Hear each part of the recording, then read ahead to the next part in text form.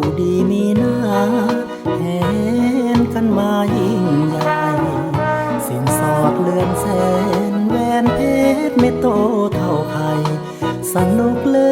อดีมีทั้งดนตรีเครื่องไฟยายนี่ดีใจได้เป็นแม่ยายผู้ดี ฟังเสียงชโยโห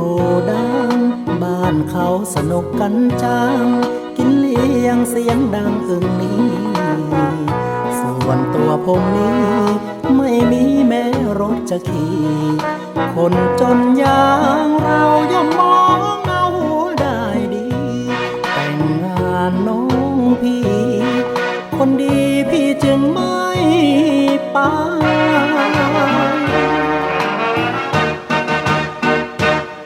สาวหน่อยสาวนิดสาวจิตสาวจอยสาววจีเขามาบอกกับพี่ว่าคนดีสั่งให้พี่ไปขอบใจ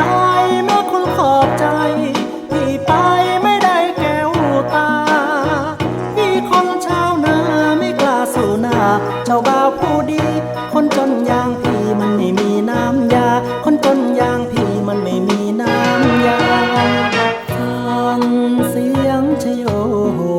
ร้องได้ยินเสียงปีเสียงกลองนั่งมองจนแทบเป็นบ้า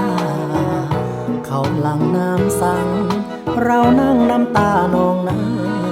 เสียดายสุดซึ้งเสียดายนาพึ่งเดือนห้าคืนนี้แล้วนะผู้ดีเข้าจากลิ้มล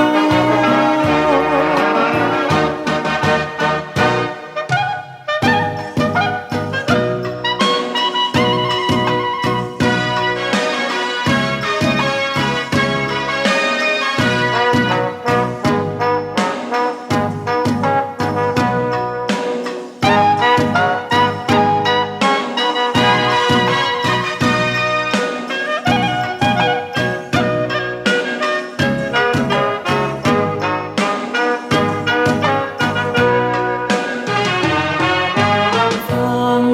เสียงชโยโหร้องได้ยินเสียงปีเสียงกลองนั่งมองจนแทบเป็นบ้าเขาหลังน้ำสั่งเรานั่งน้ำตานองหน้าเสียดายสุดซึ้งเสียดายนาพึ่งเดือนห้าคืนนี้แล้วนะผู้ดีเขาจากลิ้